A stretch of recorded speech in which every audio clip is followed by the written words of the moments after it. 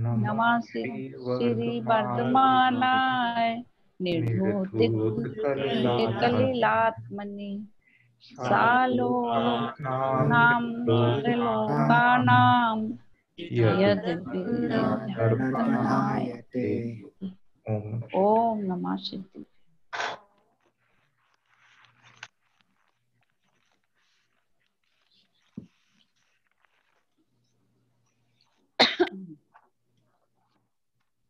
देखिए अभी अपना क्या टॉपिक चल रहा है?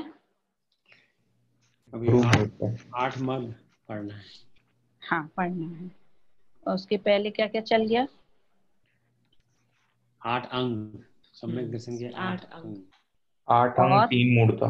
3 मूर्ता है ना। 25 दोष जो अभी उन्होंने बोले तो 25 में से 11 दोष हो गए, है ना। 8 अंग में से अंग अंग माने 8 अंग हैं, वो दोष नहीं है, इनके उल्टे जो हैं, उनके विपरीत जो हैं, अपोजिट, तो वो दोष है। हाँ अपोजिट है वो दोष, और 3 मूर्ता है वो दोष।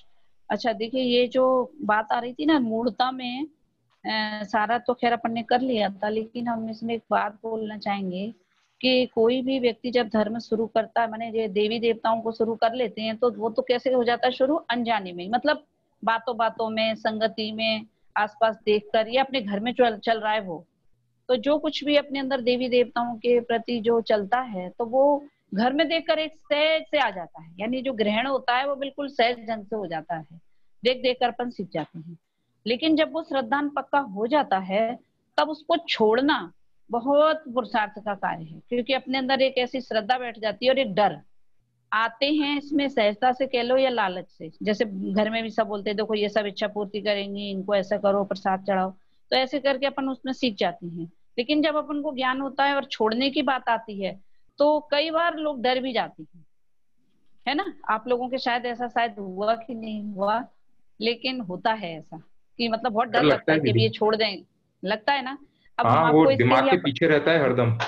मेरे को याद है कि जब अंगूठी छोड़ रहा था ना, तो कुछ भी गलत हो जाता तो ऐसा लगता था कि अरे अंगूठी निकाल दिए, इस वजह से हो सकता है। हो रहा है, बिल्कुल सही, यही बात हम कहना चाह रहे हैं। और इसके लिए हम अपनी बात बताना चाहेंगे कि हमने जब ये छोड़ा था, जब हमने शास्त्र वगैरह पढ़े, तो हमने छोड़ा, मतलब बताया था ना रत्नकर्ण साहबकाचार्य, इसी शास्त्र को पढ़कर मुझे लगा कि ये सही नहीं है, अब छोड़ना है। अब कोई हमारे ऊपर था तो नहीं कि तुम छोड़ो, मतलब हम छोड़ रहे हैं। अब हमको डर लग रहा है, लेकिन फिर भी हमने धीरे धीरे करके, पहले चावल चढ़ाते थे वो छोड़ दिए, फिर धीरे धीरे करके जाना छोड़ा, और अपने आप को मन को पक्का करके छोड़ दिया।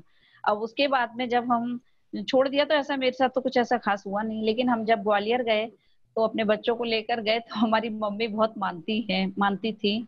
तो फिर हमने मम्मी को बहुत समझाया, और हमारी मम्मी के रूम में ही एक अलमारी है जिसमें उनकी वो रहती थी, सब कुछ देवी की वो सब करती थी। तो हमने उनको बहुत समझाया कि मम्मी आपको नहीं करना चाहिए, इसमें मिथ्या दृष्टि होती है, वही जो अपन ने सब पढ़ा है वो सभी, तो मिथ्या दृष्टि भी होती है, और प्रसाद वगैरह भी नहीं चढ़ाना चाहिए, इसमें बहुत दोष है, ऐसे कर करके मेरा हमने उनको समझाया। और समझाया, फिर मम्मी ने भी बोला ठीक है हम ऐसा नहीं करेंगे। तो उसके बाद क्या हुआ कि फिर हम लोग है ना, ग्वालियर से हमारे एक गांव है अटेर, जो लोग जानते हैं सब, राजू और कविता, तो मेन हम लोग वहीं रहते थे। फिर उसके बाद हम लोग अटेर चले गए दूसरे ही दिन। तो मेघा को फिर उसके बाद जब हमने कहा, उसी दिन से उसकी तबीयत कुछ खराब सी थी मेघा की, और हम उसको लेके अटेर चले गए। अब बाप रे, वहां पे जाके उसकी जो तबीयत खराब हुई, इतना फीवर उसको आया, आज तक जिंदगी में नहीं आया, बेहोश टाइप की हो गई वो वहां पर अटेर में जाके। और वहां कोई डॉक्टर वॉक्टर तो है नहीं ढंग से, तो वहां तो एक वैद्य जी थे। अब मतलब जब उसकी तबीयत बहुत खराब हुई, और तब हमें एकदम क्लिक हुआ कि पहले तो हम छोड़ चुके थे तो वो तो कोई बात नहीं, अब हमने मम्मी को इतना बोला, उनकी इतनी वो करी कि मतलब नहीं करना चाहिए, और वहीं अलमारी थी। अब मन का शंका होती है ना, तो हर चीज में मतलब डर लग जाता है। तो बहुत लगने लग गया कि क्या, अब वही वही बात क्लिक कर रही कि कोई ये बात है इस वजह से तो नहीं है, ये नहीं है। और उसकी तबीयत भी इतनी खराब हो रही, एकदम ऐसा मतलब लगा पूरा दिन मेरा इसमें बीता। अब हमने कहा जो हो सो हो। फिर हमने खुद को समझाया, आयु कर्म से सब जीवित रहते, माने जितना ज्ञान था, वो कह रहे ना स्थितिकरण तो खुद का स्थितिकरण करना भी बहुत जरूरी है। तो फिर हमने समझाया जैसा होना होगा वैसा होगा, आयु कर्म के अधीन है, क्या वो है। मतलब पूरा एक दिन वो ऐसी बीमार रही है कि बेहोश टाइप की रही, और वहां कोई दवाई नहीं, कुछ व्यवस्था नहीं, हल्की फुल्की, और पट्टी रख रख के, मतलब उसके सिर पे पट्टी रख रख करके, और पूरा दिन वो बीमार है। उसके बाद दूसरे दिन जाके सुबह वो बोली है कुछ। तो वो एक दिन जो बीता, तो उसने मुझे बहुत मतलब समझा हमने कि किसी भी चीज को अपन जब छोड़ते हैं तो अंतरंग में उसके लिए बहुत पुरुषार्थ करना पड़ता है, और इसी में कोई कमजोर हो जाए तो फिर से पकड़ लेता, अरे नहीं नहीं मेरे बच्चे को कुछ हो जाएगा, तो फिर से अपन नहीं नहीं हम तो पद्मावती माता को मानेंगे और प्रसाद चढ़ाएंगे, है ना। तो वो परीक्षा में यदि जिसको दृढ़ता है वो तो हो जाता है पार, नहीं तो कई कई बार इसी में ही, और कोई आसपास वालों से आप पूछ लो जो मानने वाला हो, उससे तो कभी भूल के नहीं कहना चाहिए, नहीं तो वो तो आपको डरा के फिर इसी में लगा देगा, है ना। बोले अरे तुमने कर दिया इसलिए ऐसा हो गया है, तुमको तो करना चाहिए, तुम समझती नहीं हो, है ना। तो वो कह रहे हैं कि इसके लिए छोड़ने के लिए, जैसे भी इन्होंने भी बोला ना, निशांत ने भी, कि जब कोई भी कुछ करता है और अपनी आदत होती है कि हर कार्य को उसी से जोड़ देती है, जो भी काम होता है ना, आज हमने उनको पूजा नहीं करी इसलिए ऐसा हो रहा है, हमने आज उनको व्रत नहीं किया, या हमने ऐसा कह दिया, कुछ भी गलत हो हल्का सा भी, तो हम सारा माने उसको दे देते हैं। इसीलिए मान्यता के हिसाब से कार्य तो अपने हिसाब से होता है, जैसा होना हो वैसा होता है, लेकिन हमारे अंदर में यदि ये मिथ्यात्व मान्यता भरी रहती है तो हम हर बात में डर डर के जीते हैं। मिथ्यात्व की सबसे बड़ी प्रॉब्लम है वो यही है कि हर बात में वो व्यक्ति डरता है, कभी भी निर्भीक नहीं रह पाता, उसे हर बात में लगता है भी हम ऐसा नहीं करेंगे तो कहीं ऐसा ना हो जाए, कहीं ऐसा ना हो जाए।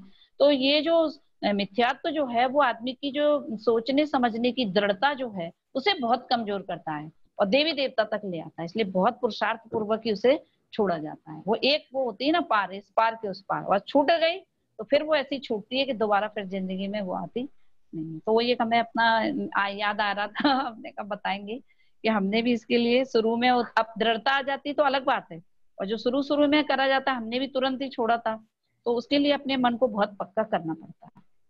ठीक है, चलिए अब ये अपन 8 मद वाले पे आएंगे, 25 नंबर का श्लोक पढ़ेंगे। ज्ञानम पूजा कुलम जाति बलव्रतम तपो बपू अष्टावाश्रित्य मान्यत्वम इसमें माहुर गतिस्मया। हाँ, दोबारा से पढ़ेंगे।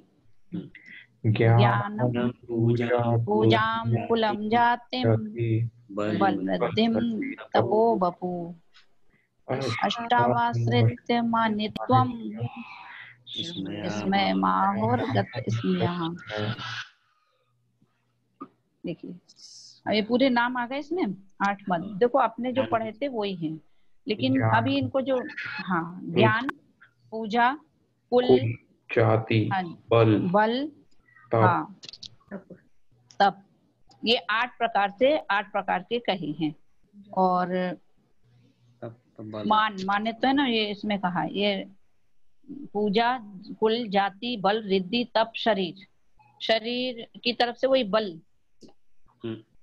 इन 8 प्रकार का आश्रय करके जो मानीपना होता है उसे इसमें इनमें दी ना, इसमें माहुर गतम इसमें माने होता है मद।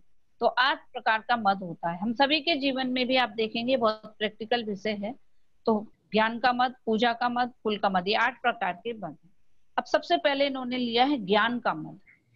अब ये देखो ज्ञान का मद है। अब ज्ञान काय के लिए होता है कि जो ज्ञान होता है उससे तो मद दूर होता है ना। ज्ञान होने से क्या होता है कि यदि किसी को अहंकार हो रहा होगा तो जैसे जैसे ज्ञान होता जाता है तो वो मद दूर होता है। लेकिन जैसे ज्ञान का ही मद हो जाए तो फिर क्या होगा, है ना। जैसे वो कह रहे दवा है ना, जैसे कोई की तबीयत खराब होती तो वो चूर्ण खा लेता है।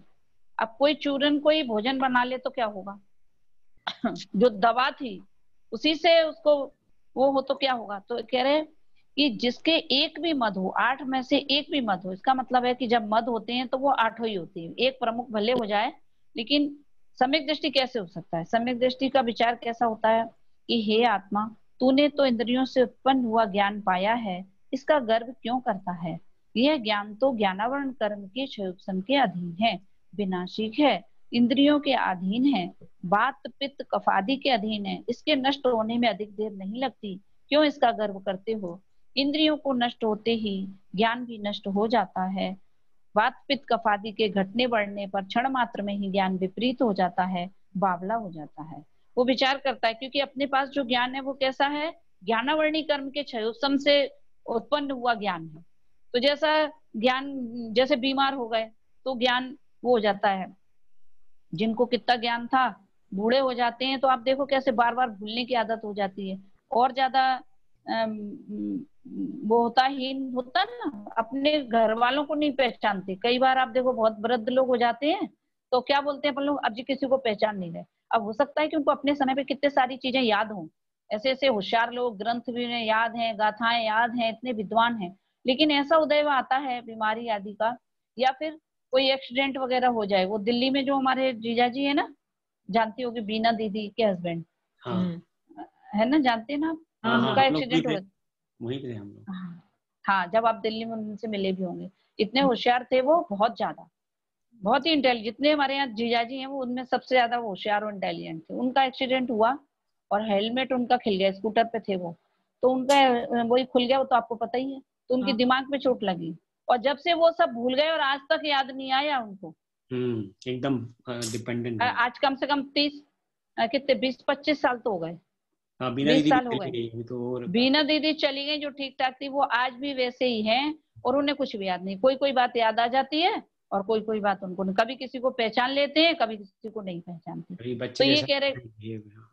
हाँ, वो बच्चे जैसा बिहेवियर हो गया उनका, एकदम कुछ समझते नहीं है। अब ये क्या है, कितने होशियार थे। तो इसलिए कह रहे कि ज्ञान का क्या मत करना, ये तो ज्ञानावर्णी कर्म के क्षयोपम के अधीन है।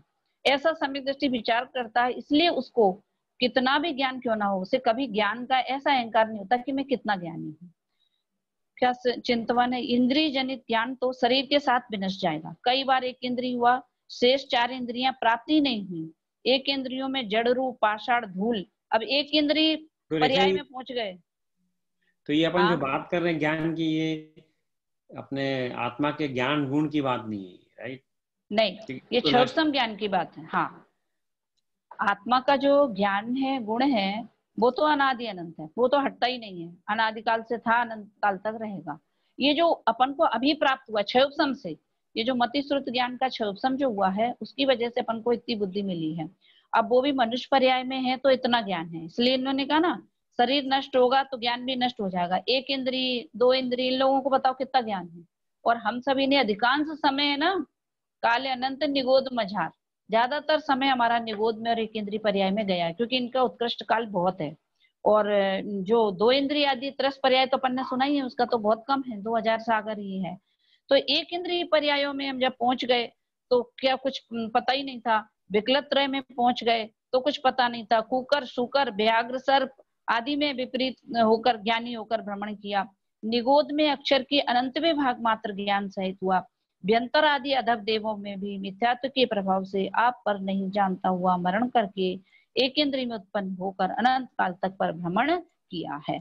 अब देखो आ गया, व्यंतर आदि अधम देवों में, बता ना, जो छोटी जाति के देव कहे गए हैं, जो व्यंतर आदि, भवनवासी आदि। तो यहाँ पर भी जो मिथ्या दृष्टि देव थे, भले देव गति में पहुंच गए, लेकिन वहां भी भेद विज्ञान नहीं हुआ। तो उसके कारण पता है, तुम रोते मरते टाइम वो लोग बहुत वो करते हैं, तो वो क्या करते, भवनवासी, व्यंतर, और इनमें तो अधिकांश जीव एक इंद्रिय पर्याय में जाते हैं। विवनवासी में भी एक या पहले या दूसरे स्वर्ग के जीव हैं जो इस तरह से करते हैं। और बाकी क्या है कि जिसका जैसा भाव हो, तो एक इंद्रिय में उत्पन्न हो जाते, कहाँ देवगति और कहाँ एक इंद्रिय। किस ज्ञान का अभिमान करना। और जो मेढक था, जो मेढक वाली कहानी आपको बताई थी, और कभी बढ़ जाता है कभी घट जाता है, क्योंकि ये ज्ञानावर्णी कर्म के क्षयोपम के अधीन है। पर को जानना, स्वयं को जानना, ये अपने पुरुषार्थ के अधीन है ना। स्वयं को जानने की अपन कोशिश नहीं करते, लेकिन जो बाहर का जानना है वो अपने ज्ञानावर्णी कर्म के क्षयोपम के अधीन है। और मनुष्यों में भी क्या है, बिरले मनुष्यों को ज्ञानावरण की क्षयोपम की अधिकता से तीक्ष्ण ज्ञान हो जाता है। कितने ही मनुष्य तो नीच कार्यों में प्रवीण होकर अनेक जल के जीव, थल के जीव, आकाश में विचरण करने वाले जीवों को, माने जितना ज्ञान होता है तो क्या करते हैं, ऐसी चीजें बना रहे हैं जो जल के जीव पकड़े जाएं, थल के जीव, कितनी कितनी चीजें बनाई है। जो लोग मतलब पशुओं के साथ में जो कुछ करते हैं, तो उनका कितना दिमाग इसमें लगता है, बहुत उपयोग, पूरी बुद्धि इसमें लगा देते हैं। तलवार, बंदूक, परमाणु बम बना लिया, तो ये सब ज्ञान से ही तो बनाया। तो वो ज्ञानावर्णी कर्म के क्षयोपम का उपयोग वो किस में कर रहे हैं, गांव देश विध्वंस करने में होशियार बन जाते हैं।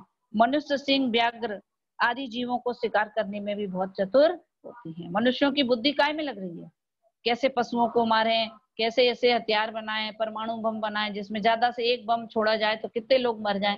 तो ज्ञान का उपयोग वो कर किस में रहे, क्षयोपम का है ना, किस में जा रहा है उनका, और दूसरों का धन छीनने में, लूटने में, रास्ता चलते लोगों का धन चुराने में, हत्या करने में प्रवीण हो जाते हैं।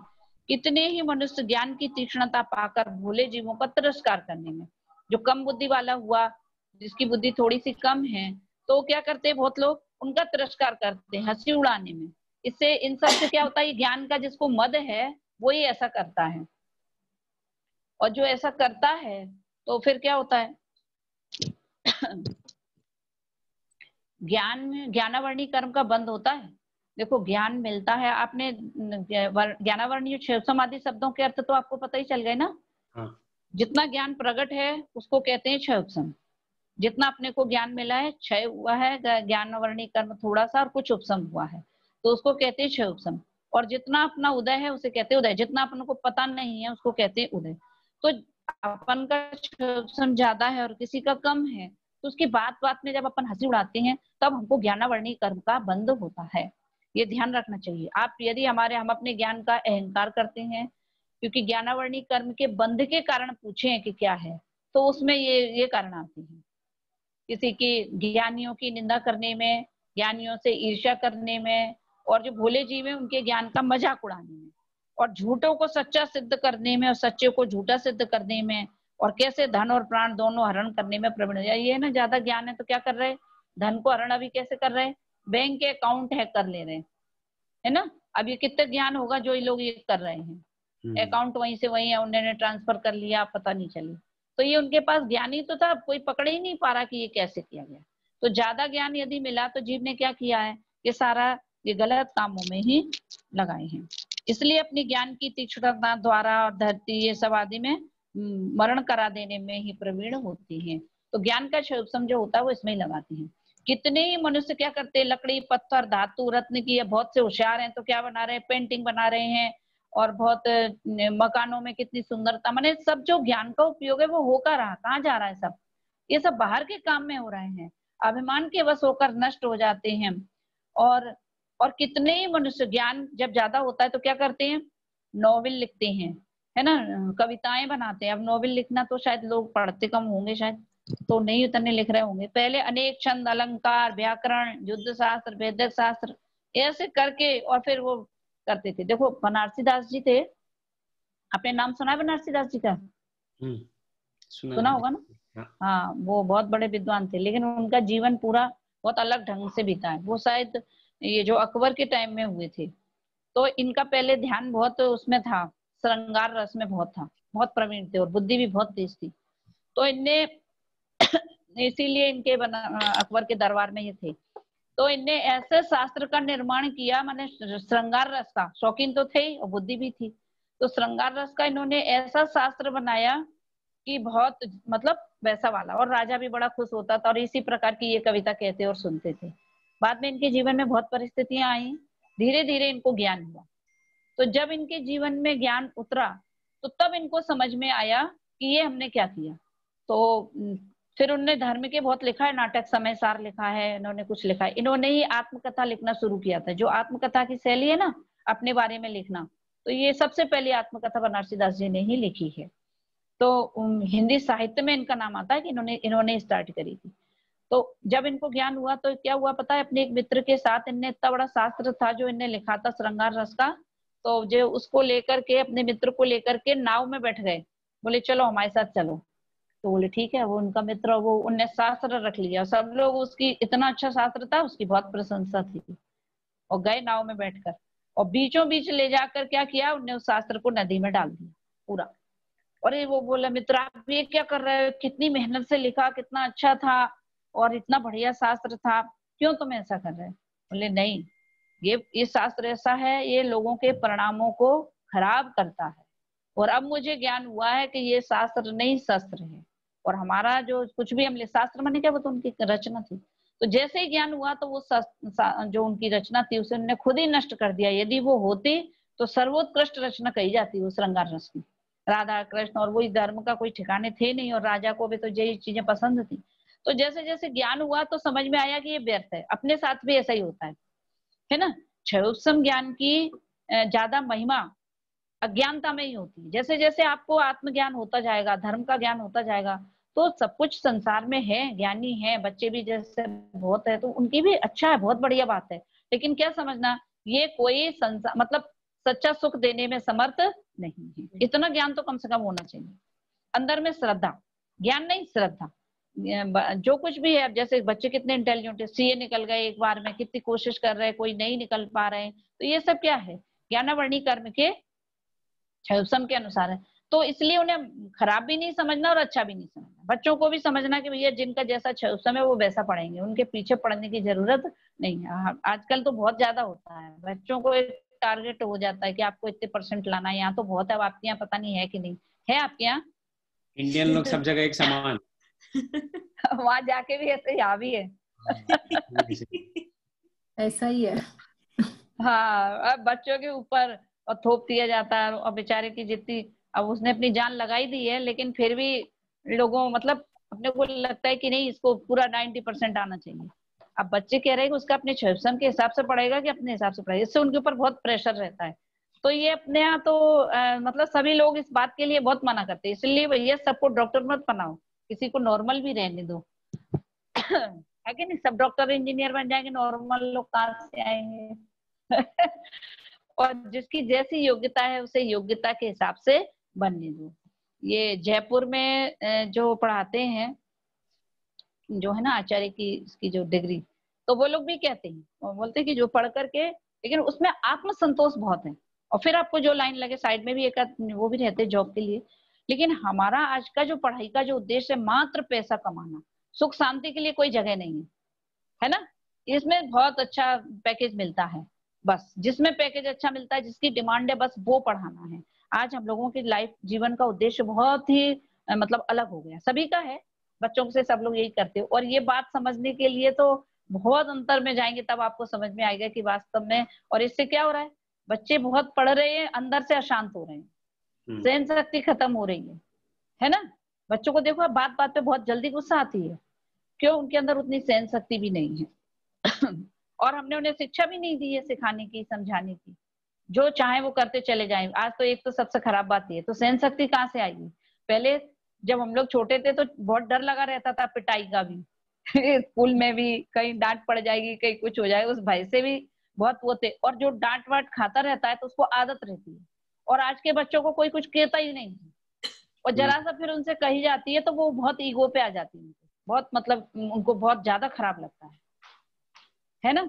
तो ये एक आदत जो हमने उनको फूलों जैसे पालने की आदत डाली है, बहुत ही गलत आदत है। आगे चलकर जिनके जीवन में यदि कठिनाइयां आएंगी, वे सहन नहीं कर पाएंगे, क्योंकि उनको आदत क्या है, सब उनके आगे पीछे घूमे, हर वो कहता जाए और वो करता जाए, सब होता जाए। उनको असफलता झेलने की आदत नहीं डलवाई है हमने, इसलिए वो प्रैक्टिकल लाइफ में उन्हें बड़ी प्रॉब्लम होने वाली है। इसलिए बहुत अच्छे, आजकल तो सुमत प्रकाश जी ने भी बहुत अच्छा, उन्होंने तो पूरा शिविर लगाया था देखने लायक। उन्होंने कहा था बच्चे जब खेलते हैं, अपन खेल में भी उनके साथ पासलेटी करके कर, हाँ बेटा तुम जीत जा, ठीक बेटा तू ले ले, खेल में भी हम उनको ऐसा करके जिता देते हैं। इतना ज्यादा वो है अपन को, होता है कि नहीं। जब अपन कोई गेम खेल रहे हैं और बच्चा बोल हार रहा हो, और वो कहेगा नहीं मम्मी हमारे तो जो दृष्टि खेलती है ना छोटी सी, तो मेरी गोटी मत काटना, मेरी गोटी मत काटना, भी ऐसे करेंगे। तो लूडो वूडो खेलते तो ठीक है, तो ठीक कोई बात नहीं, तुम्हारी नहीं। हम बोले ऐसे नहीं खेलो, उसको सिखाओ कि हारा भी जाता है, हार जीत हारा भी जाता है, हार को सहन करने की भी आदत हमको देनी चाहिए। और ये हम बहुत बड़ी भूल कर रहे हैं, है ना। हो रहा है कि नहीं, इतना ज्यादा हम लोग नाजों से पालते हैं और बच्चे कुछ भी झेल नहीं पा रहे हैं, सहन शक्ति नहीं है इस तरह से भी, और उनकी कैपेसिटी से भी ज्यादा हम यदि एक्सपेक्टेशन रखते हैं तो उनके ऊपर भी एक प्रेशर बन जाता है। तो ये बहुत चीजें होनी चाहिए। दूसरा, शांति का मार्ग उन्हें नहीं मिलता है ना। ये तो चीज अब आपने शायद मतलब नोटिस किया होगा कि जो आज का जो जीवन है बाहर से बहुत आगे बढ़ रहा है, इतना पैसा इतना वो, कुछ कहने की बात नहीं, लेकिन उतनी ज्यादा अशांति भी बढ़ रही है। आदमी बाहर से सुखी दिखता है और अंदर से दुखी है ना। सबकी फीलिंग है कि नहीं ये बात। और अभी हमको, हाँ, और हमको तो खैर मतलब जब से हम इसमें बहुत गहराई से गए हैं तब से मुझे ये बात अब समझ में आई। पहले हमको भी वही सब लगता था बाहर से, मतलब बहुत अच्छा है, यही होना चाहिए, कितना अच्छा, कितना बढ़िया लाइफ है, तो इस तरह से समझते हैं। इसलिए धर्म का ज्ञान जो है वो आपको अंदर से दृढ़ता देगा तो आप हर परिस्थिति को देखो, बात ये नहीं है कि आप बहुत सुविधा संपन्न हो जाएंगे तो सुखी हो जाएंगे, ये तो बात बिल्कुल है ही नहीं। धर्म के विज्ञान से क्या होता है कि हम कम में भी सुखी रहना सीख लेते, संतोषित होना सीख लेते, कम में भी कैसे संतोषित रहा जाए, ये अपना धर्म सिखाता है। इसलिए हम लोग ज्यादा उसके पीछे न पड़े। बड़े पंडित जी के प्रवचन तो दो एक सुन ले तो फिर वे तो बहुत ही बोलते हैं। बेसिक नॉलेज बच्चों को दो कि भैया पैसा सब कुछ नहीं है, और पैसे से सुख नहीं बिल्कुल खरीदा जा सकता। और वैसे भी पैसा तो क्या, पुण्य के उदय में भी सुख नहीं है। पुण्य के उदय से क्या मिलता है, सुविधाएं मिलती हैं, या कहो कि पैसे से क्या मिलता है, सुविधाएं मिलती हैं। सुख तो धर्म से ही मिलता है। अपने स्वरूप को समझे बिना कोई सुखी नहीं हुआ है, और अपने स्वरूप को तो छोड़ दो, धर्म ध्यान में भी जब नहीं लगेंगे तो अंदर से बहुत अशांत हो जाएंगे। आज मतलब परिस्थिति बहुत ज्यादा वैसी है, इसलिए बच्चों को डिप्रेस हो रहे हैं, मानसिक बीमारियां बहुत हो रही हैं। स्वस्थ हो रहे शरीर से, लेकिन मेंटली वो बहुत डिप्रेशन में जल्दी से चले जाते, क्योंकि अंदर में उनके अंदर सहन शक्ति नहीं है। इसलिए हम सबको भी अपने बच्चों से थोड़ी बहुत धर्म की चर्चा, धर्म बोल के नहीं, नॉर्मल में भी इसी तरह से मतलब उनको अंदर से स्ट्रॉन्ग बनाना चाहिए। तो इसमें इन्होंने कहा कि जो ज्ञान जो है वो कैसा हो रहा है कि आज ज्ञान का बहुत ज्यादा ज्ञान हो भी जाए, क्षयोपशम ज्ञान, तो हम उसको विपरीत कार्यों में लगा रहे हैं। अब एक चीज और आगे इन्होंने ली, कितने ही मनुष्य वीतराग धर्म को प्राप्त करके भी मिथ्यात्व के तीव्र उदय से सत्य ज्ञान श्रद्धान को नहीं पाकर अपना अभिमान वचन पक्ष पुष्ट करने के लिए शास्त्र विरुद्ध मार्ग में प्रवर्तन कराकर अपने को कृतार्थ मानते हैं। इस प्रकार ज्ञान की अधिकता प्राप्त करके भी मिथ्यात्व के प्रभाव से और अधिक बंद करके संसार में ही नष्ट होते हैं। इसलिए अब वीतरागी सम्यक ज्ञानी गुरुओं का उपदेश पाकर ज्ञान का गर्व नहीं करो। कह रहे कि जो ज्ञान मिला है, बहुत से लोगों के पास ज्यादा ज्ञान होता है, तो जैसे अभी कह रहे हैं ना कि कितने मत चल गए हैं, तो ये कैसे चल गए कि ज्यादा किसी को ज्ञान हुआ तो उनने धर्म में ही संशोधन करके इतने पंथ कैसे निकले, ऐसे ही तो निकले। सबको अपना अपना वीतराग धर्म को प्राप्त किया, लेकिन मिथ्यात्व के तीव्र उदय से उन्हें सच्ची बात का श्रद्धा नहीं होता है। विपरीत बात को उन्होंने समझा, सच्चा समझा, फिर वैसे ही उसके पुष्ट करने के लिए उस प्रकार के शास्त्र आदि बना करके शास्त्र के विरुद्ध मार्ग में अपने गए और लोगों को भी नीचे गिरा दिया। ज्यादा ज्ञान होने से ही हुआ, अज्ञानी की क्या कीमत थी। जिसको ज्ञान नहीं है वो किसी को अपने हिसाब से कैसे चला पाएगा। तो ज्ञान का हमने दुरुपयोग ही किया है, और इसका मूल कारण क्या है, मिथ्यात्व के प्रभाव सबसे ज्यादा मूल में है, मिथ्यात्व का उदय। और इसीलिए आजकल के समय में क्या होता है कि सच्चे आत्मा की स्वरूप की बात कितनी कम लोगों को समझ में आती है, और ये मिथ्यात्व की बात बहुत जल्दी समझ में आती है। 2 से 4 बार किसी को यदि बोला जाए ना ऐसा करो तो वो ऐसा होने से ऐसा हो जाता, तो उसे झट से विश्वास हो जाता है। लेकिन आत्मा में शक्ति है, इसका विश्वास नहीं होता। वो है ना, बताया था ना, जैसे अंगूठी पहन लो, इसको ऐसा करने से ऐसा हो जाता है, तो उसका विश्वास हो जाएगा। लेकिन अपने में शक्ति है, मैं आत्मा हूं, मुझ में अनंत शक्ति, तो इसका विश्वास होता नहीं है। अब क्या कह रहे हैं, हे आत्मन तेरा स्वभाव तो सकल लोकालोक को जानने वाला केवल ज्ञान रूप है। अब कर्म के क्षयोपशम से जो इंद्रियों के अधीन शास्त्रों का कुछ ज्ञान प्रकट हुआ है, उसका क्यों गर्व करते हो। जैसे कोई अपने प्रबल शत्रु मंडलेश्वर राजा को बांधकर जेल में डालकर घटिया थोड़ा सा भोजन देकर अनेक प्रकार से कष्ट देकर रखे, और कभी किसी समय थोड़ा सा कोई मीठा भोजन भी देवे, तो क्या वो मंडलेश्वर राजा जेल में पड़ा हुआ उस थोड़े से मिष्ट भोजन को पाकर गर्व करेगा। उसी प्रकार तुम्हारे अनंत ज्ञान स्वरूप केवल ज्ञान को इन कर्मों ने लूटकर शरीर रूप बंदी गृह में पराधीन कर रखा है। अब इंद्रियों द्वारा कुछ ज्ञान दिया, उसे पाकर क्यों गर्व करती हो। क्या एग्जाम्पल दिया, कोई राजा है, उसको किसी ने बंद करके जेल में डाल दिया, घटिया भोजन दे रहे, सब तरफ से तो बंधन में पड़ा है, और कभी थोड़ा सा उसको मीठा भोजन दिया, तो क्या वो गर्व करेगा। क्या मतलब, आत्मा का स्वभाव क्या है, लोकालोक को जानना, इतनी सामर्थ्य है अपनी, और उसमें भी अनंत काल काय में गया, 1 इंद्रिय 2 इंद्रिय 3 इंद्रिय आज सब पर्याय में तो अपने पास था नहीं ज्ञान। अब जो थोड़ा सा मनुष्य पर्याय में आए हैं, अब जाकर के थोड़ा सा ज्ञान प्रकट हुआ है, तो उस ज्ञान का तुम गर्व क्यों करते हो। अभी भी कितना ज्ञान है, अभी अपने पास जो ज्ञान है, देखो अपन को ऐसा लगता है कि आज के समय में लोगों के पास बहुत ज्ञान है, लेकिन वास्तव में ऐसा नहीं है। लगता है नहीं ज्ञान बहुत है। आज डॉक्टर को देखो, एक डॉक्टर को देखो कितना ज्ञान है, इतना बढ़ गया है, ये बीमारी का इलाज, वो बीमारी का इलाज, पहले नहीं होता था अब हो रहा है, तो अब ज्ञान बहुत हो गया है। लेकिन वास्तव में देखा जाए, क्या लगता है आपको, ज्ञान घटा है कि बढ़ा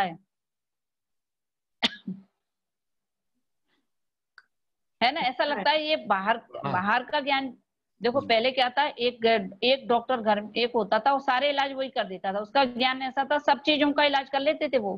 फीवर का भी कर देंगे, आपकी हड्डी भी जोड़ देंगे पहले के टाइम में, एक वो रख के अपने हिसाब से। अभी क्या है, अब एक स्पेशलिस्ट, दांत कोई ठीक नहीं करेगा, वो दांत वाले के पास जाना पड़ेगा, कान के लिए कान वाले के जाना पड़ेगा, आंख के लिए आंख वाले का जाना पड़ेगा। तो क्या हुआ कि इनका ज्ञान इतना थोड़ा है कि आंख के अलावा और कुछ जान ही नहीं सकते, शरीर के एक ही अंग के डॉक्टर हैं ये, जिससे अपन स्पेशलिस्ट कहते हैं। ज्ञान वास्तव में घटाई है, और वास्तव में वो ज्ञान जो बड़ा है वो काय में बीमार। तुम कह रहे कि अपन लोग कहते हैं दवा ढूंढ ली, दवा ढूंढ ली, उससे ज्यादा तो बीमारियां बना दी। जो दवाइयां दी उससे मेरी बीमारियां बन गई। पहले शुगर कोई जानता भी नहीं था, है ना, थी ही नहीं। लेकिन अभी क्या हुआ कि जो बीमारियां ऐसा उन्होंने प्रोटीन वाइज जो कुछ भी है, तो उससे बीमारियां आदि बढ़ ही रही हैं कोई ज्ञान से, इसमें कुछ वो। इसीलिए कह रहे कि अभी अपने पास जितना ज्ञान है उसका अपन को अहंकार नहीं करना चाहिए कुल मिलाकर, क्योंकि जो जैसा ज्ञान का मद करता है, अज्ञानी की हंसी उड़ाता है, उसी समय उसे ज्ञानावर्णी कर्म का बंद होता है, और बहुत ही थोड़े समय में उनका ज्ञान पूरा खत्म हो जाता है इसी भाव में। अगले भाव में तो खत्म होगा ही। देखो एक और जो ज्ञान की उपासना करते हैं, भगवान के उसमें लगते हैं, उनको ज्ञान ऑटोमेटिक हो जाता है, क्योंकि एक पर्याय से दूसरे, जैसे एक मेढक वाली कहानी है ना, मेढक था तो वो कमल का फूल लेके जा रहा था, सुनिए ना कहानी अपन ने, कि वो समोसरण में जा रहा था। हाँ हाँ हाँ, और जो कर लो जिनवर की पूजन है ना, उसमें उसी का फोटो बनाया, आप देखना जो उसकी फ्रंट पेज पे, हाथी के पैर के नीचे आ जाता है, वो चल गया।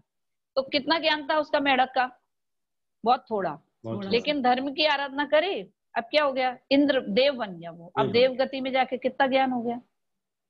तो कर्म का शोषण मतलब शुभ भावों से भी घटता बढ़ता रहता है। यहाँ लग रहा है इतना ज्यादा, अगले भावों में देखो तो इतना बड़ा ज्ञानी हो गया, और यहाँ पे दिख रहा है इतना बड़ा ज्ञानी, और देखो तो ऐसा ज्ञान घट जाता। वृद्धावस्था में ही बता रहे, वृद्धावस्था तो छोड़ो, जैसे भी हमने इनका एग्जाम्पल दिया, तो इनको तो जवान अवस्था में भी इनका ज्ञान विपरीत भी हो गया। इसलिए ज्ञान जितना मिला है उसकी आराधना करो, और उस ज्ञान को आत्मा आराधना में लगाओ।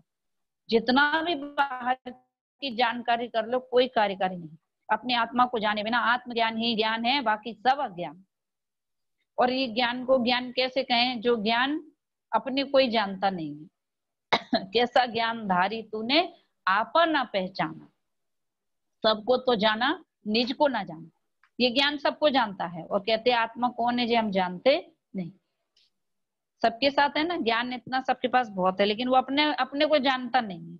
तो वो ज्ञान अपने को ना जाने, उसे ज्ञान कौन कहे। इसीलिए जिनवाणी में उसको मिथ्या ज्ञान कहा है। जो ज्ञान अपने आप को जानता है कि ये मैं ज्ञान हूँ और ये सब मेरे ज्ञेय हैं, बाकी सब मेरे जानने में आते हैं, वो ज्ञान तो ज्ञान है।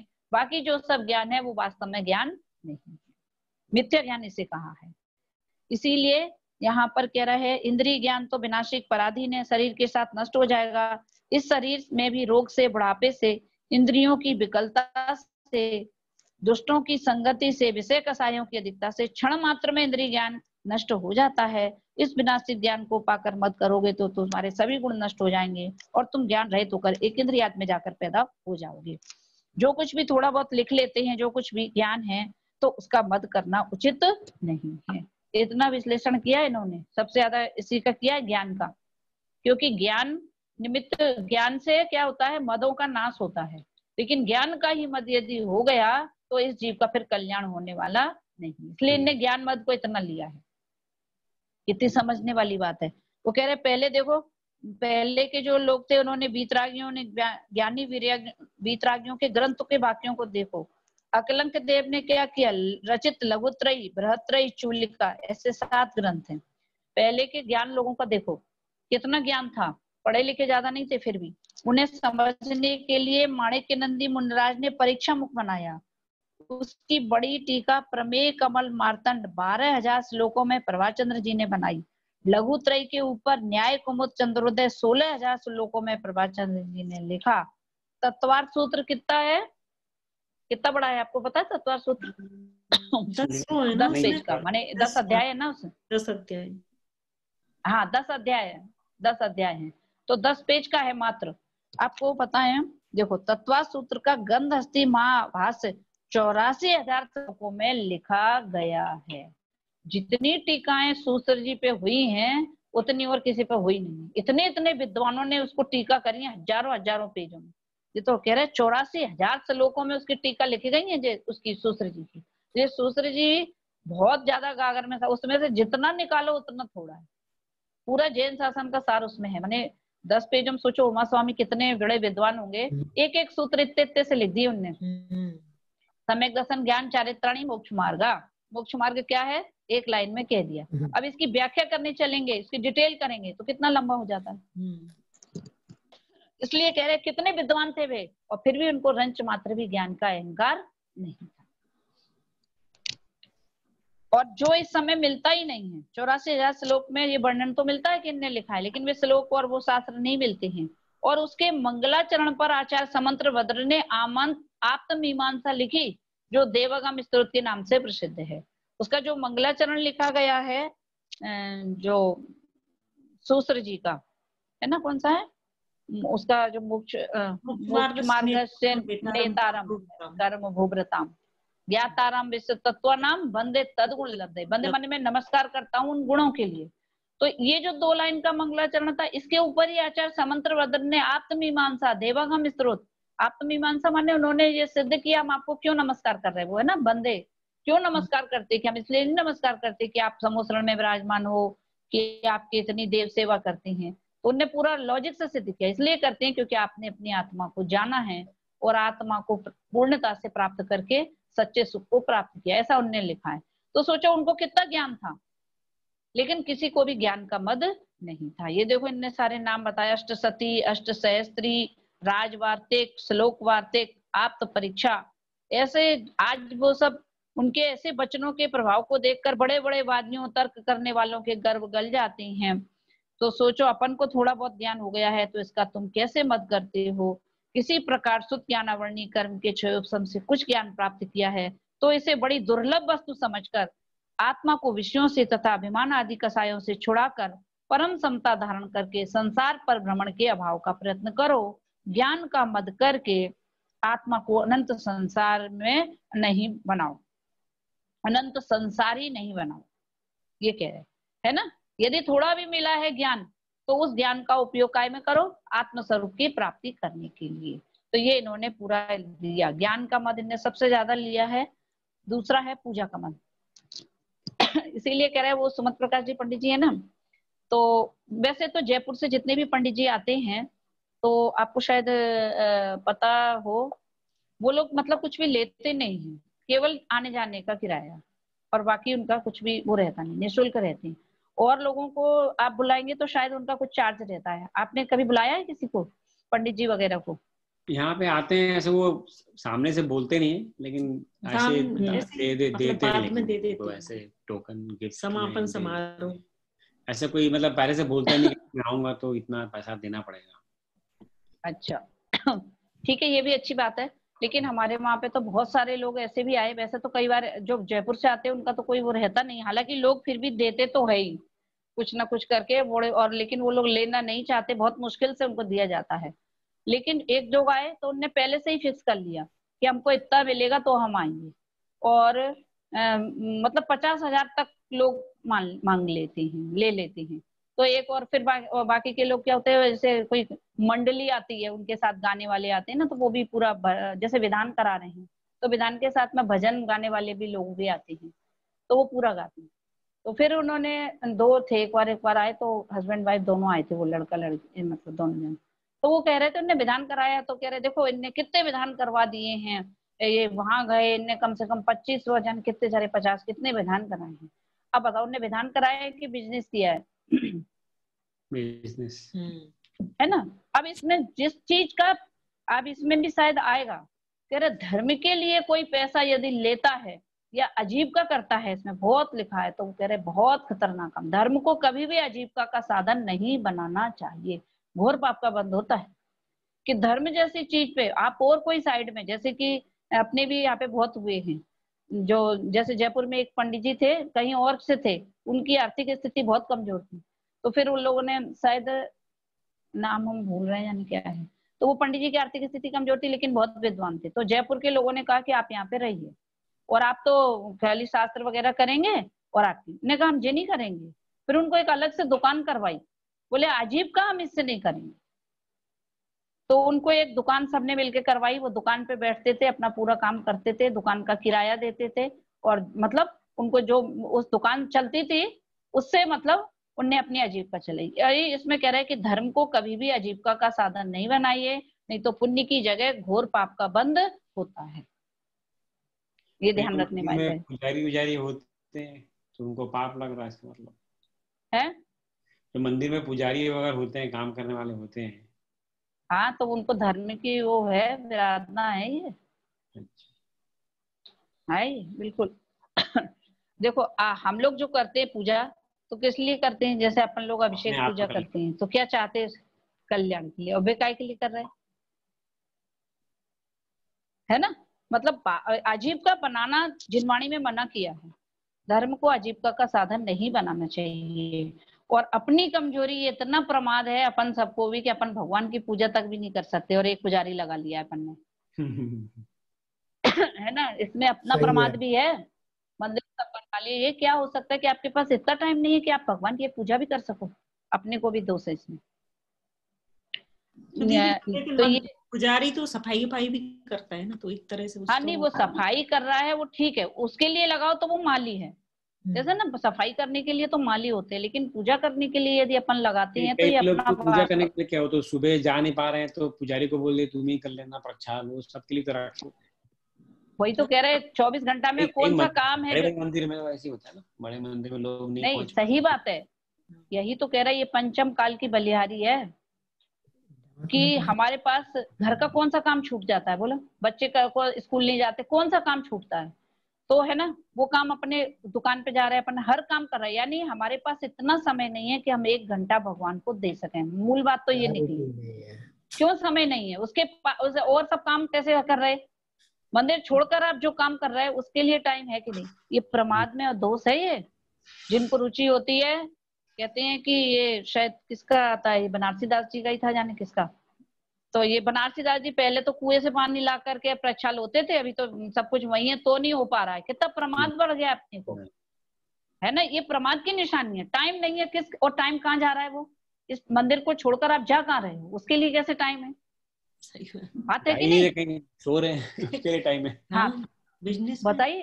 तो बहुत दोष है ये, बहुत दोष है ये बताता है कि आपको धर्म के प्रति रुचि नहीं है, टाइम नहीं है कह देते। कौन सा काम आपका घर का और ये बिजनेस का तो कोई काम नहीं छूटता। ये वास्तव में रुचि नहीं है, अरुचि का प्रतीक है।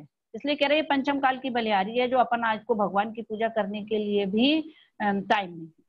वो कह रहे हैं ना सो रहे हैं, बताओ, और फिर कह रहे हैं टाइम नहीं। ये क्या है?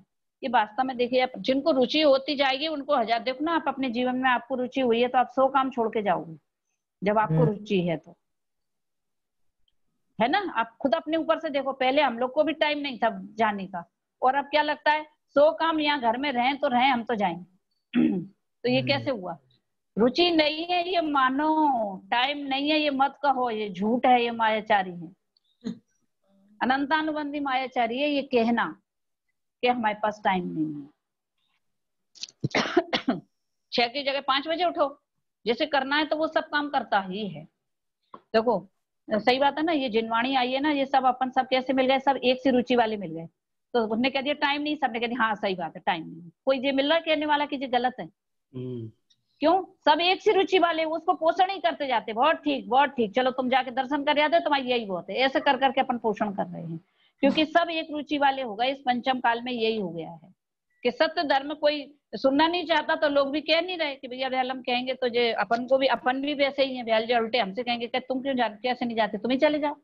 अभी क्या होगा यदि आप कहोगे कि आप करा करो प्रचार, क्यों नहीं करते? तो बोले तुम क्यों नहीं आ जाते, तुम करा करो। तो भैया हमसे ना कहने लग जाए इस डर के मारे, हाँ भैया ठीक बहुत बढ़िया ये चल रहा है। बोलो सही बात है कि नहीं? ये है, ये कहने की ताकत नहीं किसी में कि ये सही नहीं है। ये सब एक ही थैली के चट्टे बट्टे, ज्ञान इतना है ही नहीं, पता ही नहीं चल रही है अपन को। ये बात अपन समझेंगे तो अपन को समझ आएगी। भगवान जो बनारसी दास जी की शायद बात है, किसकी है, तो वो राज के कर्मचारी थे, मतलब राज में थे, तो वो क्या करते थे, 1 किलोमीटर दूर से पानी भर के ला रहे नंगे पैर। और एक बार राजा सुबह उठ गए जल्दी, तो उनने देखा जी बनारसी दास जी अपने कंधे पे कलसा रख के नंगे पैर और अकेली एक धोती पहन कर चले आ रहे, शुद्ध वस्त्र से, मतलब एक धोती पहने हुए और आ रहे पानी लेके, और मंदिर गए। उनने देखा जी कहाँ से चले आ रहे, कहाँ जा रहे, देखा तो ये मंदिर गए। तो फिर उनने उनको बुलाया बाद में, तो बोले कि आप है ना, जो आपके पास ऐसी व्यवस्था नहीं है, आप ऐसे जा रहे हो, बड़ा खराब लगा हमको। तो आप तो एक नौकर रखिए और उसको बोलिए कि आप मतलब पानी लेकर के आए, और आप पानी क्यों ला रहे हो, आप इतने बड़े पद के होते हुए आपको क्या कमी है, हम आपको एक नौकर देंगे जो आपको पानी लेके आएगा। तो उन्होंने क्या बोला कि नहीं भैया, आप क्या कहते हैं महाराज जी, ये तो हमारी भगवान के प्रति भक्ति है कि जो हम उनको ऐसा, हमें तो बहुत गर्व फील होता है, हमें तो बहुत खुशी होती है कि हम भगवान का प्रक्षाल करने के लिए पानी अपने हाथों से खींच करके लाते हैं। ये जो हमारे भाव हैं, ये कोई नौकर के भाव हो सकते हैं, उनके नहीं हो सकते।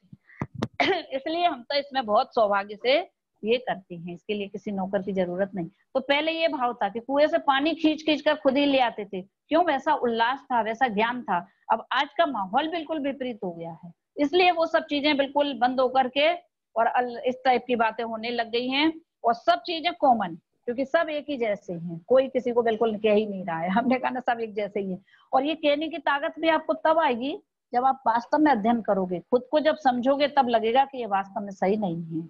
नहीं तो क्या लगता है सही तो बात है, अभी क्या लगता है सही तो बात है, टाइम है नहीं, ऑफिस जाते हैं, चलो जी कर लो, दुकान नहीं जाते, सही बात है, अच्छी बात है, सब उसकी अनुमोदना भी कर रहे हैं हम सभी, है ना। तो समझ में आ रही है ना क्यों कर रहे हैं, क्योंकि अपन सब भी वैसे ही हैं। अभी इसमें पद्म पुराण जी ग्रंथ में जैसे अभी रात्रि भोजन क्या हो गया है, बिल्कुल कॉमन, हर कोई कर रहा है, मतलब 90% लोग तो कर ही रहे हैं, 10% होंगे जो शायद नहीं करते होंगे रात्रि भोजन का त्याग।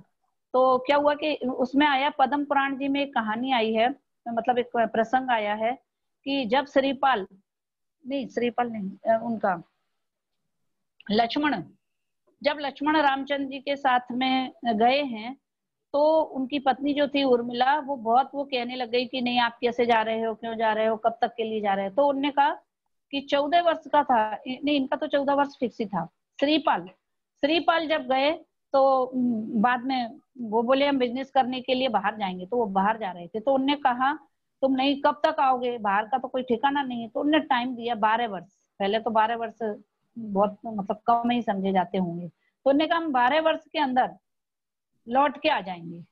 और बोले तुम नहीं लौट के आए तो यदि 12 वर्ष के अंदर आप लौट कर नहीं आए, हमें आप बता के जाओ कि हम 12 वर्ष बाद इतने दिन में आ जाएंगे। तो उन्होंने कहा यदि हम लौट कर नहीं आए, हम आपको बताते, विश्वास दिलाते, तो हमें रात्रि भोजन का दोष लगे। ये आता है इसमें, ऐसा कहा गया है। माने रात्रि भोजन करना कितना बड़ा अपराध था। जैसे कहते ना तुमको ये दोष लगे या बहुत, तो वो वहां पे ये कह रहे हैं कि यदि मैं मतलब नहीं आऊं तो मुझे रात्रि भोजन का दोष लगे। इतना दोष समझा जाता था कब, चौथे काल में। तो जो दोष चौथे काल में था, तो पंचम काल में भी वही दोष उतना ही है। लेकिन क्या है, काल के प्रभाव से सब लोग एक जैसे आ गए, तब उस दोष को कोई दोष समझता भी नहीं, सबने उसको कॉमन कर दिया। पंचम काल में धर्म इसीलिए दुर्लभ हो गया, सब कर रहे हैं तो किसी को लगता भी नहीं है कि ये सही नहीं। एक माहौल वैसा तैयार हो गया है ना पूरा शुरू से। तो अब इसलिए पंचम काल में धर्म दुर्लभ है, क्योंकि माहौल पूरा चेंज हो गया है। भगवान के मंदिर के दर्शन करे आते हैं वही बहुत है, पूजा वगैरह की क्या है। ठीक है, तो ये समझना चाहिए। तो ये अब आया प्रतिष्ठा का मत। कितना टाइम हो गया, आज मेरे पास घड़ी नहीं है इसमें, और 20 मिनट है, और 20 मिनट अच्छा है। 10 मिनट, अच्छा बता देना मुझे। आज हम घड़ी मेरे पास नहीं है, सामने भी नहीं है, और इसमें तो हम देख नहीं पाते। तो दूसरा है प्रतिष्ठा का मत। ये मत क्या है, ऐश्वर्य का मत सम्यक दृष्टि नहीं करता। पूजा मत माने प्रतिष्ठा का मत। ऐश्वर्य माने प्रतिष्ठा अपनी बनी है ना, हमारी कितनी प्रतिष्ठा है, हम एक शब्द बोल दें तो 4 इतने लोग हमारे सामने खड़े हो जाते हैं, ये है पूजा का मत। ये राज ऐश्वर्य आत्मा का स्वभाव नहीं है, कर्मों का किया है, विनाशिक है, पराधीन है, दुर्गति का कारण है। मेरा ऐश्वर्य तो अनंत चतुष्टयमय, अक्षय, अविनाशी, अखंड, सुखमय है, अनंत ज्ञान दर्शनमय है, अनंत शक्ति रूप है। यह कर्मकृत महाउपाधि रूप आत्मा को क्लेशित करते हुए दुर्गति में पहुंचाने वाला, स्वरूप को भुलाने वाला ऐश्वर्य आत्मा का स्वरूप नहीं है। यह कलह का मूल। देखो जितनी भी अपन को मिली है ना सामग्री, तो ये कह रहे कैसा है, कर्मों ने दिया है, विनाशिक है, पराधीन है। अमित गति आचार्य ने लिखा है बाह्य जगत कुछ भी नहीं मेरा और न बाह्य जगत का मैं, यह निश्चय कर छोड़ बाह्य को मुक्ति हेतु नित शस्त्र में। अपनी निधि तो अपने में है, बाह्य वस्तु में व्यर्थ प्रयास, जग के सुख तो मृग तृष्णा है, झूठे हैं उसके पुरुषार्थ। अक्षय है शाश्वत है आत्मा निर्मल ज्ञान स्वभावी है, जो कुछ बाहर है सब पर है कर्माधीन विनाशी। जो कुछ मुझसे बाहर है सब कर्म के अधीन है और विनाशिक है। बोलो जिस जिस चीज का हम गर्व कर रहे हैं तो वो गर्व से क्या होगा, सब चीजें यहीं छूट जाने वाली हैं। और जो ये परिणाम के द्वारा करना जितनी चीजें जमा कर रहा है वो तो यहीं छूट जाएंगी, लेकिन जिन परिणामों से हमने जमा किया है और इनके कारण जितने परिणाम खराब करे हैं और कर्मों का बंद किया है वो अपने साथ जाएंगे। तो ज्ञानी को ऐसा होश रहता है, इसीलिए ज्ञानी इन चीजों के पीछे अपने परिणाम खराब करता नहीं। बोलो आज सही बात है कि नहीं, अपन लोगों के लिए एक चीज कमा कर लाते हैं या कोई भी चीज, तो उसके लिए कितने अपन ने परिणाम वो किए होंगे मालूम नहीं। हर चीज वो कितनी महंगी महंगी चीजें लाने की अपने को आदत है, पैसा, और पैसा काय के लिए ला रहे हैं, मतलब इतनी चीजें जो अपने घर में हैं, तो कितनी चीजें तो ऐसी हैं जिससे कम में भी काम हो सकता था, लेकिन अपनी लाइफ स्टाइल आज की ऐसी हो गई है जिसलिए हर चीज जब तक महंगी नहीं होगी हमको अच्छी नहीं लगेगी। नल वगैरह देखो आजकल जो घर बनते हैं तो जाने कौन कौन से स्टाइल के और कितने महंगे महंगे, अब वो घर इतने करोड़ों का कैसे बन गया। अब हम देखो भाई उसमें क्या खासियत है, तो खासियत ये है कि उसमें नल लगे बहुत ज्यादा, कितने महंगे महंगे वाले है सोने चांदी के तो नल लगे हैं। तो वो ये कह रहे हैं कि आप समझ ही नहीं रहे हो कि, और आपने उसको कमाने के लिए क्या करा, दिन दिन भर आप मेहनत करते हो, काय के लिए, पैसा लाते हो, उस पैसे से क्या कर रहे हो कि जो नल लगा ले रहे हो। अब आपने सोचो अपना जीवन कहाँ लगाया है, कि पैसा कमा के कहाँ खर्च कर रहे हो। आप ये भी देखो कि ये पैसा हम जो इतना मुश्किल से कमा रहे हैं, यानी आज हमारे पास टाइम नहीं है, क्यों नहीं है, क्योंकि हमें कमाई में लगे हुए हैं। तो कमा करके पैसे आप जो ला रहे हो उसके पीछे, और उसका उपयोग कहाँ होते हो, उसका उपयोग क्या कर रहे हो। यदि हम कम कमाना कम कर दें तो अपना लिए हमें कितना समय मिल जाए। नल तो भैया स्टील का भी चल जाएगा ना, नॉर्मल वाले से भी काम चल सकता है। होता क्या है, बड़े बड़े होटलों में जाना है, बड़े बड़े उसमें जाना है, तो वहां पे क्या है कि एक एक दिन का इतना कभी कभार है ना, और एक चाय जो 10-15 रुपए की है वो 400-500 रुपए में लेंगी। कहाँ जा कहाँ रहा है पैसा, वास्तव में ये एक सोचने का बिंदु है। कभी बड़े पंडित जी के प्रवचन आप इस विषय में सुनना, तो बहुत बोलते हैं कि आप कमा रहे हो, ठीक है, आपने अपना जीवन झोंक दिया है इसके लिए कमाने में, फिर उसका उपयोग क्या होता है पहले ये बताओ। कमाना बिल्कुल बुरा नहीं है, आपको जरूरत है आप जरूर कमाओ, लेकिन उस पैसे का क्या कर रहे हैं, कहाँ जा रहा है। फिर प्रमाद वाले जीवन में ज्यादातर डॉक्टरों में जाएगा, होटलों में जाएगा, माने वहां ही जा रहा है, क्योंकि हमने अपनी लाइफ स्टाइल जो है इस टाइप की कर दी है, इसलिए हमें बहुत पैसे की जरूरत है, और पैसे जरूरत ज्यादा है तो हमारा जीवन पूरा उसमें लग रहा है, और इसलिए हम अपना समय अपने लिए लगा नहीं पा रहे हैं। संतोषित जीवन, जो बनारसी दास जी का ही शायद एग्जाम्पल है कि वो जब वो राजा के इसमें थे तो उनके 9 वो थे ना नवरत्न, अकबर के 9 रत्न में बनारसी दास जी का ही बार बार जिक्र आ रहा है कि वो थे। तो उनने कहा बहुत सारे जो उनके कर्मचारी थे उनका बहुत पैसा मतलब बढ़ गया, वेतन उनका बढ़ गया, और जे 2 रुपए में जन कितने रुपए में करते थे तो इनका वही का वही रहा। तो जब उनको राजा को एक दिन पता चली कि इनका इतना ही है, अरे ये इतने कम में कैसे काम कर रहे हैं, उनको बुलाया और उनसे कहा कि तुम्हारा वेतन इतना ही कम क्यों है, तुमने बढ़वाया नहीं है, किसी को बोला नहीं, जरूरत नहीं थी। तो बोले ठीक है, अब तुम्हारा आज से वेतन दोगुना किया जाता है, जितना भी होगा 20 रुपए, पहले तो 2-4 रुपए में बहुत हो जाता था, 20 रुपए शायद थे, तो डबल करा जाता है।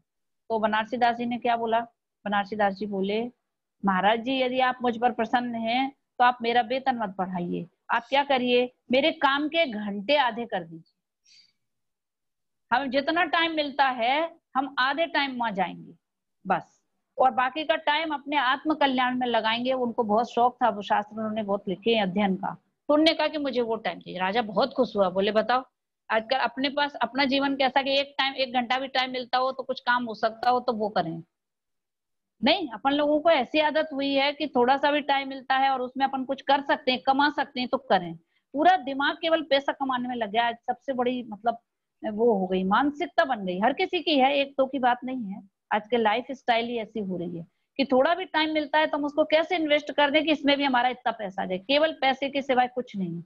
और कमा कमा के क्या कर रहे हैं, स्वास्थ्य खराब हो रहा है। एक वो कह रहे हैं कि पैसा कमाने में पहले स्वास्थ्य कमा दिया और फिर स्वास्थ्य ठीक करने में पैसा लगा दिया, क्या हो गया, पहले तो इतना इतना पैसा कमाया, क्या बीमार हो गए, अपनी तरफ ध्यान नहीं दिया, खाने पीने का रूटीन कुछ आता पता नहीं, बेड टाइम हो रहा है ना। और फिर बाद में क्या हुआ कि बाद में फिर वो पैसा फिर इलाज करने में पैसा लगाया, तो क्या सार निकला इसमें, वो पैसे को इसमें लगाया।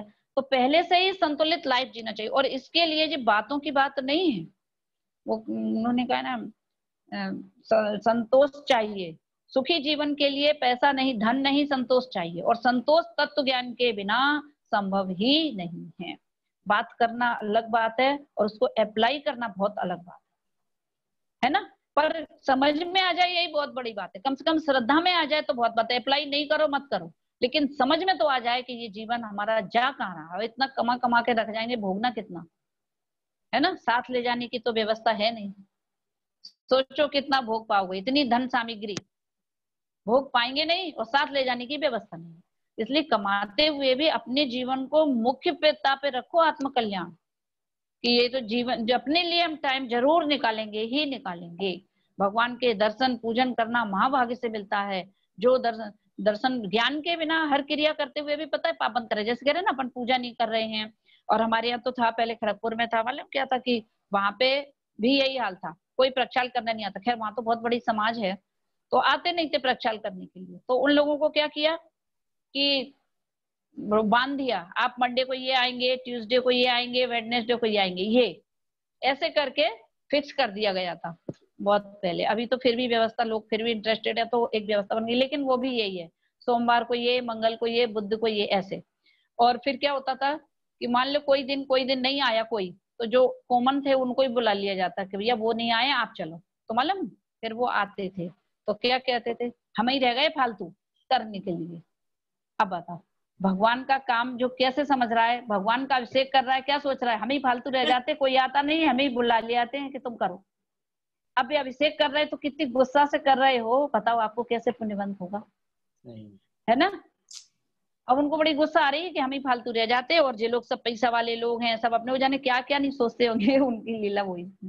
जिस भगवान के अभिषेक का अधिकार केवल पुरुषों को दिया गया है अपने तेरा पंथ में, और उन पुरुषों को इतने उससे मिलता है, ज्ञानी कैसा विचार करता है और कितना पुण्यवंत करते हैं, मालूम कैसे क्रिया एक सी होती है, कैसे सोचता है, ओहो आज मेरा बड़ा सौभाग्य मिला है, आज मुझे तीर्थंकर भगवान को खुद ही छूने का, स्पर्श करने का सौभाग्य मिला है, और मुझे कितना आनंद हो रहा है कि मेरा जीवन सफल है कि आज मैं अपने हाथों से नए स्पर्श कर रहा हूँ।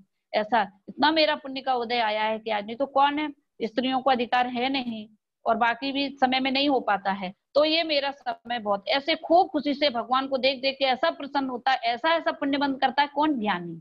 और ज्ञानी भुन भुन करता हुआ, माने उसको लग रहा है हमारे ऊपर ही आ गया है, ये हो गया, इतना टाइम है, जो इतनी बड़ी बड़ी पूजा लेके बैठ जाते, मान लो कोई दूसरा कोई पूजा करने ले जाए तो उसका परिणाम में यदि ये रहेगा, आप बताओ पुण्यबंद कैसे होगा। और भगवान की बिरादना करने का वो पाप बंद कर रहा है, पाप बंद।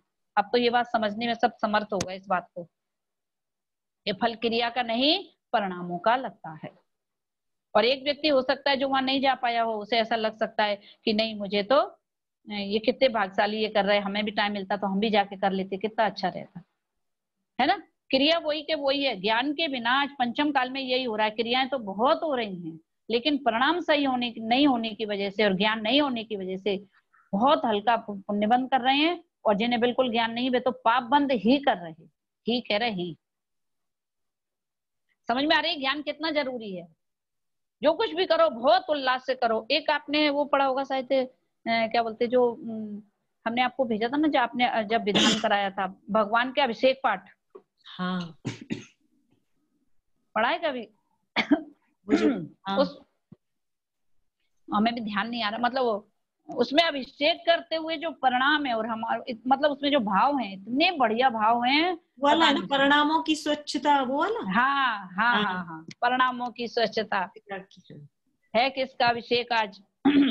वो कह रहे कि किसका अभिषेक हो रहा है, मैं ये समझ ही नहीं पा रहा हूँ। भगवान तो पहले से ही पवित्र हैं, उनको कैसे पवित्र किया जा रहा है? वो पवित्र हो रहे हैं कि मेरे परिणाम पवित्र हो रहे हैं? अभी जे मुझे संशय हो गया, है ना। भगवान तो पहले से ही पवित्र है, ये जल डालकर उन्हें पवित्र कर रहे हैं कि इसको ये क्रिया करके मेरे परिणाम पवित्र हो रहे हैं। वास्तव में भगवान को पवित्र कराना ये तो मात्र उपचार है, वास्तव में तो ये मेरे ही परिणामों की स्वच्छता के निमित्त। बहुत अच्छा भाव है इसमें। और हमारे यहाँ पे तो वो म्यूजिक पार्टी आती थी खड़गपुर में, बहुत हल्के, बिल्कुल हल्के वाले उससे, या कहना है तो इतने हल्के वाले उससे वो चलता था म्यूजिक, और वो होती थी बता नहीं सकते, जो प्रणाम होते थे इतना रोमांच जो कहते वो आता था। देखो भगवान को लेके जा रहे हैं, उठा के लेके जा रहे हैं, जब वो ले जाते ना तब उनको देख करके इतनी हर्ष होता था, और म्यूजिक वैसा रहता था और भाव वैसे, बताने वाले वैसे, और फिर उनका अभिषेक जो कराया जाता था तो ऐसा प्रणाम होता था कि बस अभिषेक देखना वास्तव में उसको कहते हैं। तब समझ में आया अभिषेक देखने का क्या फल है, बाकी तो एक क्रिया है तो सब करते चले जाते है ना। तो ये कह रहे कि ज्ञान से समझ करके आप करो तो आपको इतना आनंद आए। इतना आप ध्यान रख लेना कि पुण्य का बंध कभी क्रिया से नहीं होता, परिणाम से होता है। जिस क्रिया को करने में आपको जितना उल्लास है समझ लेना आपको उतना पुण्य बंध है। और जिस क्रिया को करते हुए आपके अंदर ये लग रहा है कि जी कहाँ से का पता कि मैंने कब खत्म हो, उसी टाइम, वैसे तो ये बदलते रहते हैं, मतलब परिणाम तो कभी कभी टाइम हो जाता है तो हो जाते हैं, वो अलग बात है, लेकिन अभिषेक करते हुए परिणामों को देखना चाहिए। और ये ज्ञान के बिना संभव नहीं। समझना चाहिए कि मेरा देखो 24 घंटा कहाँ लगे पड़े हैं, किसकी नौकरी कर रहे हैं, शरीर की, परिवार की, बच्चों की। अरे 1 घंटा टाइम मिला है कि भगवान के पास आने का मौका मिला है, ये मेरे कितने पुण्य का उदय है। ऐसा भी विचार कर सकते कि नहीं, परिणामों का ही तो फल लगता है। बाकी दर्शन करने को कहो तो यहाँ माली 24 घंटा भगवान के दर्शन करता है, कितना पुण्यबंद होता होगा। कितनी बार मंदिर जाता है वो माली, यही रहता है जो मंदिर में है ना, कितना पुण्यबंद होता होगा माली को,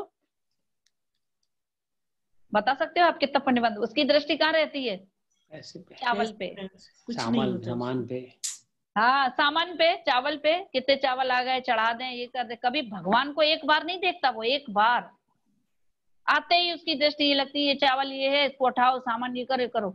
पूरा दिन रह करके भी वो एक बार दर्शन नहीं कर पाता। और जो भक्त है, जो वास्तव में वो एक बार भगवान को देखते हैं यदि भावों से, तो वो सच्चे दर्शन करते हैं, सम्यक भी प्राप्त कर सकते हैं, और कम से कम नहीं तो पुण्यबंध तो करते ही करते हैं।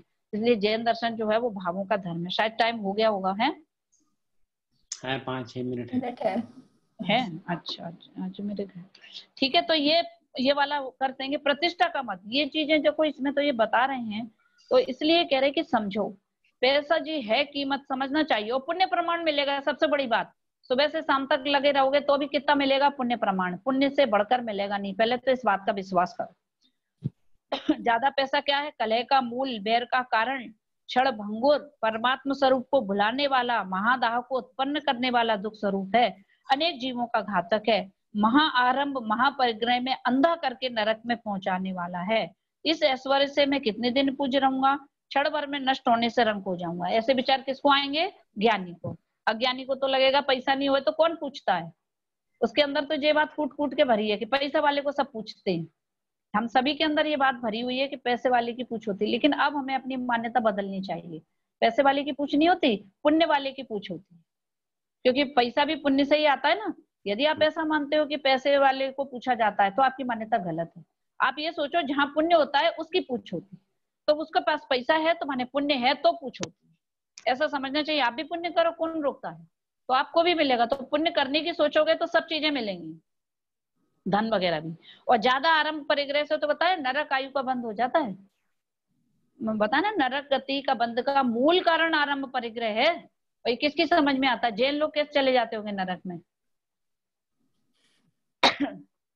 तीव्र माने तीव्र आसक्ति वाले परिणाम से, जितने छल प्रपंच, जितने भी पाप किए जाते परिग्रह के लिए, हिंसा झूठ चोरी कुशील सब इसमें आ जाते परिग्रह के लिए। हो रहा है कि नहीं हो रहा, थोड़ा मिलावट हो रही है, कुछ हो रहा है, तो वो सब पैसे परिग्रह सबसे बड़ा पाप है 5 पापों में, क्योंकि ये परिग्रह के लिए ही सब कुछ किया जाता है। जगत में धन के लोभी अज्ञानी लोग मुझे ऊंचा मानते हैं, सत्कार करते हैं, किंतु उस राज्य संपदा आदि का मेरे कितने दिनों का स्वामी बना है। मृत्यु का दिन निकट आ रहा है, मुझसरी के अनंत जीव संपदा को अपनी मानने वाले नष्ट हो गए हैं। परमाणु मात्र भी पर द्रव्य मेरा नहीं है, एक द्रव्य दूसरे द्रव्य का कैसे हो सकता है। ये घर मेरा हो गया क्या, नहीं आज रजिस्ट्री हो गई इस घर की, तो ये घर हमारा हो गया कि नहीं हो गया। कितने खुश हैं आज, हम बहुत खुश हैं। क्यों, आज मकान की रजिस्ट्री हो गई और ये मकान मेरे नाम हो गया। कह रहे कि नहीं कह रहे, जरा पूछो तुम्हारे नाम हो गया है ना।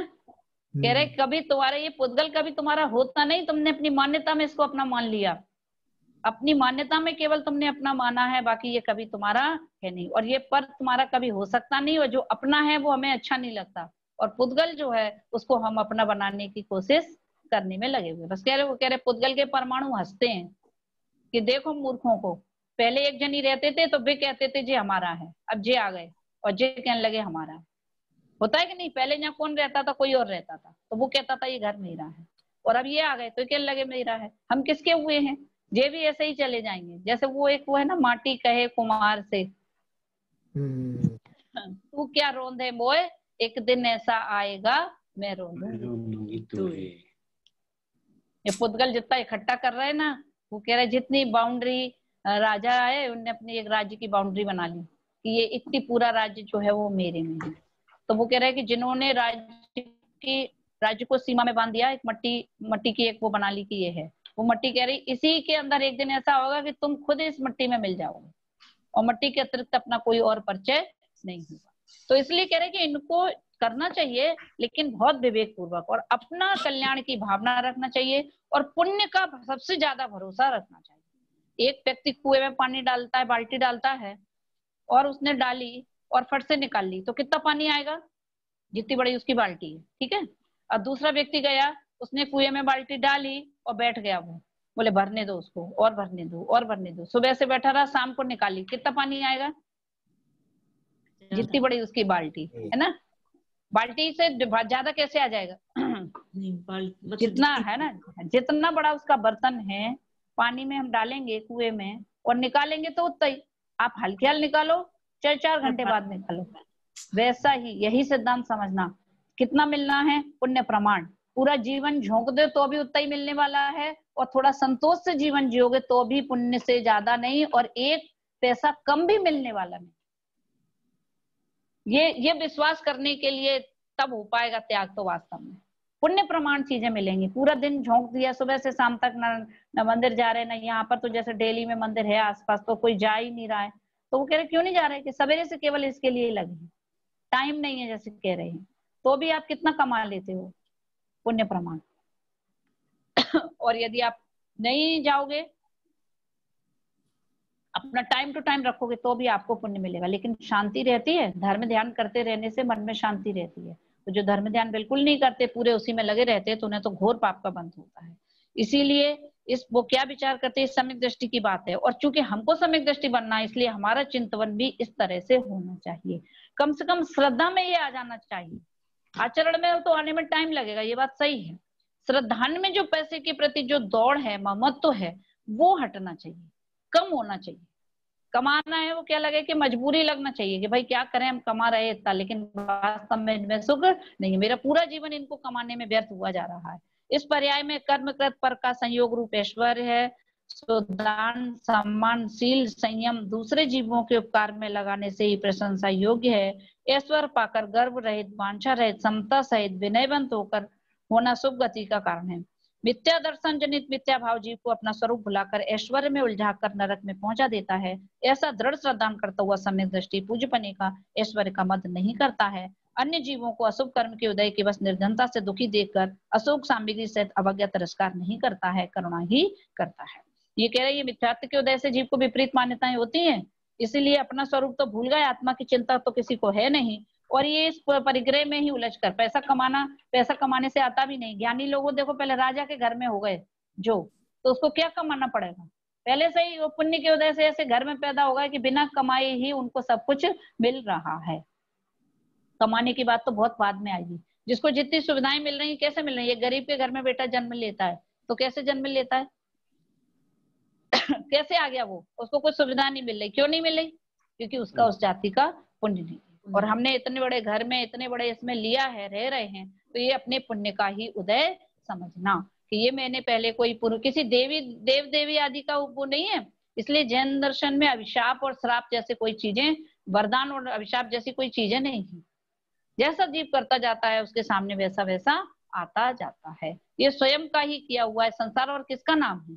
कोई किसी को देने लेने की यह व्यवस्था है ही नहीं। जैसा करोगे वैसा भरोगे। तो ज्ञानी के जीवन में इसीलिए उनके जीवन में बहुत मतलब संयम रहता है, पैसा खूब रहता है, बल्कि कई बार तो ऐसा रहता है कि बिना कमाए भी, बिना सोचे भी आता जाता है। हम सबके जीवन में भी ऐसा होता है, ऐसी बात नहीं।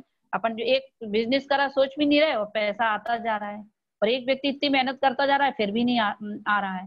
तो ये सब अपने पुण्य पाप का उदय समझना चाहिए, इसलिए अपने को प्रतिष्ठा का मद भी नहीं होना चाहिए। तो आज ये 2 मद हो गए। कई कई जगह पे नामों में थोड़ा फर्क है। हाँ, कोई प्रश्न? ये कह रहे कहीं कहीं पे नामों में थोड़ा फर्क है। जैसे जो 8 मद के नाम है ना, जैसे इसमें इनने धन का मद तो लिया ही नहीं है। हाँ। है ना, तो धन का मद लिए नहीं, रिद्धि का मद है इसमें एक। हाँ, एक नया है रिद्धि का। हाँ, रिद्धि का और यहाँ पे रिद्धि का आएगा इसमें। देखो ये पूजा मतलब प्रतिष्ठा, पूजा का मत माने, और ये रिद्धि मत जो है ना वो धन संपत्ति का। पूजा करने जो वाली रिद्धि मत है ना, अच्छा नहीं नहीं, ये जो अपनी चली थी नहीं, उसका नहीं था। तप के मद में आएगी वो। पूजा करने वाला जो मद है वो तप के मद में आएगा। धर्म की जो क्रियाएं कर लेते हैं ना वो तप के मद में आएगा। और रिद्धि का जो मद है वो धन का मद आएगा। बहुत से लोग बोले कि इसमें तो धन का मद है ही नहीं, तो शब्दों में फर्क पड़ता है। जो रिद्धि का मद है उसमें इन्होंने रिद्धि माने धन संपत्ति पाने का गर्व नहीं होता। तो सम्यक दृष्टि जो है उसे पैसा आदि का गर्व नहीं होता, तो वो उसमें आ जाएगा। और शरीर का मद जो आएगा उसमें सुंदरता का मद आएगा, रूप का मद है ना। 8वें नंबर में इन्होंने शरीर का मद लिखा है ना, ज्ञान पूजा कुल जाति बलम रिद्धि तब शरीर। शरीर का मतलब रूप, रूप से मतलब है। इस प्रकार से ये नामों में अंतर है, बाकी ये समझ चाहिए। देखो चारों कषायों में सबसे ज्यादा क्या ले लिया? सबसे ज्यादा खतरनाक है तो मान। और पूरे मनुष्य गति में कह रहे मान महाविश्रूप करे नीचगत जगत में। अपन सबको लोगों को देखो, किसी को कोई कमी थोड़ी ना है, पर कमी काई की है? पूछा नहीं हमको, जे शल्य लग रही बिना बात की। और सब बहुत अच्छा रहेंगे तो सब हमको जानेंगे, सब हमको समझेंगे। पता है ना 4 गतियां हैं, और 4 गति में एक एक कषाय प्रमुख है। तो क्या प्रमुख है? नरक गति में कौन सी कषाय है? तीव्र क्रोध। क्रोध। और त्रियंच गति में माया। माया। मायाचारी। मनुष्य गति में मान। और देव गति में लोभ। लोभ है। ये अपन नहीं, हमको पूछा ही नहीं। अब इसी बात की आज बुरा लग रहा है पूरा दिन भर के, हमको पूछा ही नहीं। तो हम लोग को आधे दुख तो इसी के ही हैं, पूछने के, है ना, कि कोई पूछता नहीं है। वो क्या बोलते हैं, ज्यादा पूछने के चक्कर में मत पड़ो, नहीं तो पूछ वाले बन जाओगे।